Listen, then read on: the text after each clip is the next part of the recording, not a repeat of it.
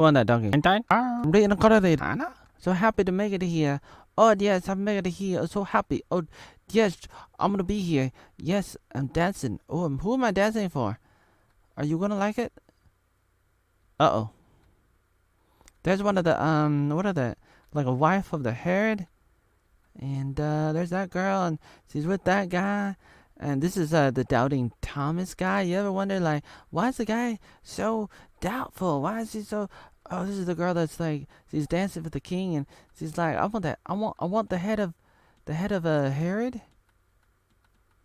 And he's like, it's all right, John. I mean, the head of what am I saying? The head of Jacob. No, not Jacob. John. And I'm always looking at these girls. And I'm like, what are they doing? What are they doing? What are they doing? What are they up to? And this is the part where Jesus has a dream of John the Baptist. And here's one of the guys working for Rome, and he's not happy, and he wants to stop the followers. And they're talking, and they keep on going and going, and then they're here, and then he's talking, and they're going back and forth. This is Peter at home with his wife, and they're having conversations, and the Rome guy's not happy, and oh, what? Then we see like some kind of flashback with David or something, or Solomon, and they're having conversations. They want to marry each other and they're deep in love. And then Jesus is talking, and everybody's looking, and then you got the Roman people, and he stabs the girl, and now she's gone. And the doubting Thomas, he's so upset about it, and he doesn't know what to do, and Jesus doesn't save her, and they're pretty devastated, and it's pretty sad. And there's the father, and he's just angry, and what else goes on? Episode 5, more walking. They're walking.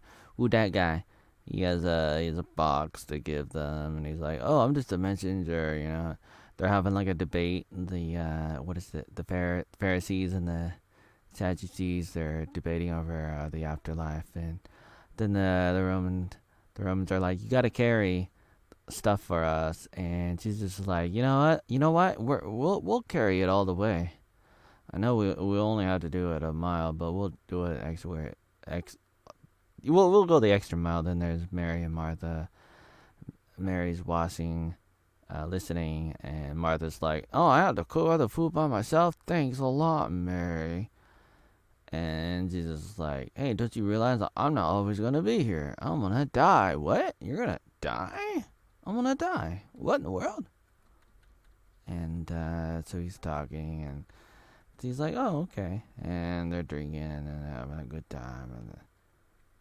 And Judas is always like, "Oh, you know what? Jesus is gonna be the king, and he has to take down Rome, and we got to save money, and we can't waste money." And they're going over history, and Jesus is telling the world history, last few hundred years, and Persia and Babylon. Maybe not Babylon, but a few different things in history, and these people are debating, trying to figure things out. They go to Jerusalem, and they're talking, and some of the Pharisees are like, "Oh no, he's back, and we gotta go get him. We gotta take him down, and we have to stop him somehow." Episode 7 and 8. Let's see.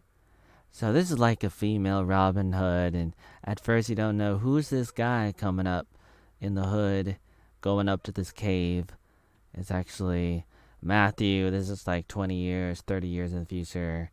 Talking to Mary. Mary's writing her own book, and Matthew finished his book, and they're going back and forth and talking about what their lives were like, and with Christ back in the day, the good old days, and so they're talking about that, and then it goes back to that, and it's difficult, like with James, and he has like a limp, and they're talking back and forth, and Thomas is struggling because Jesus goes and he resurrects Lazarus, and then the doubting Thomas is like, if you're able to save Lazarus, why couldn't you save my girlfriend? Why couldn't you do that? Well, you didn't do that for me. You didn't do that, and it's very very devastating. And then James is like, he didn't heal me either, and so they see him, and other people, like, they see the miracle and they go and they start telling other people, and then this is the flashback to somebody riding on a donkey, like a Palm Sunday kind of thing, with the palms, and I don't know who he is exactly. Then it goes back to the modern time, and this is like one of the, like a governor, a senator of Rome, with one of the spies. And this is interesting, a Chinese character or something with herbs, and Mary goes and buys the most expensive herbs, things, ointments for Jesus to anoint him, anoint his feet and his head, and gave her so much money she could take the whole entire year off. And she's like, "What in the world? I can't do that. Only my highest customers can get some of that stuff." And then she gave her a lot of money, and she said, "Here you go."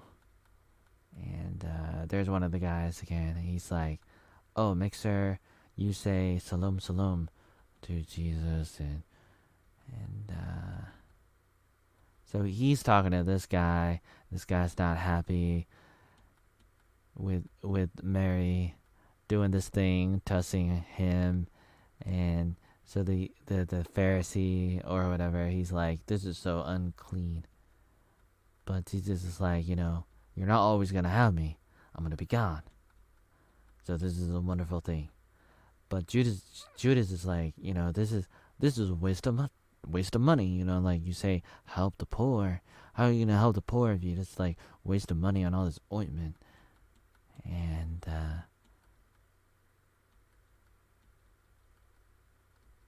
oh no, it's a Power Ranger. No, it's the king of of the Jews, I guess. I guess they still had a king at that time, and the episode ends with Jesus on a donkey, going in, and so it's still pretty interesting.